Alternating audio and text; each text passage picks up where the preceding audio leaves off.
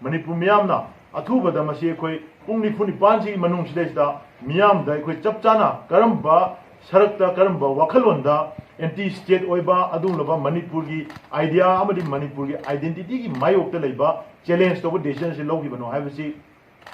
mari lenaba authority singna explain to godabani aduga pungni funi pana sigi manungda masigi responsibility si khwaidagi awang ba thakta lobum thoina khaliba ekogi security advisor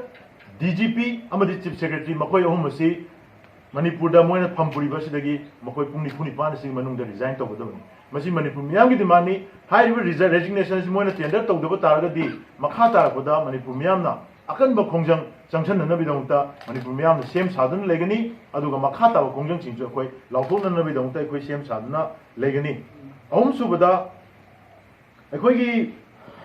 aduga labai koi gi state ki leriba sigi administration ase masi ekoi suksang ni yeng pasida andagi thodu asisu narco terrorist elements ingda surrender tawthokpa amadi makhoi appease tawna makhoi pelan na bo na bada Manipur gi identity compromise tawsu yaina khalakpa Manipur gi adum laba security gi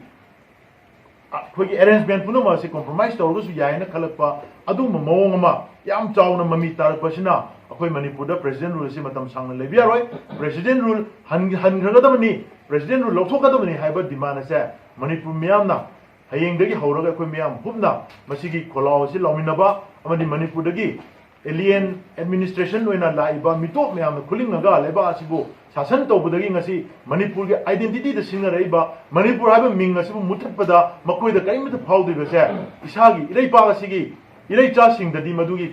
awaba amadi masigi pendaba se kamaina lege se madu khangdaba miyam amana khulingaga leba asida rule tawribani leba asi administration tawribani haiba se masi akhoi Manipur miyam pomna hubbaga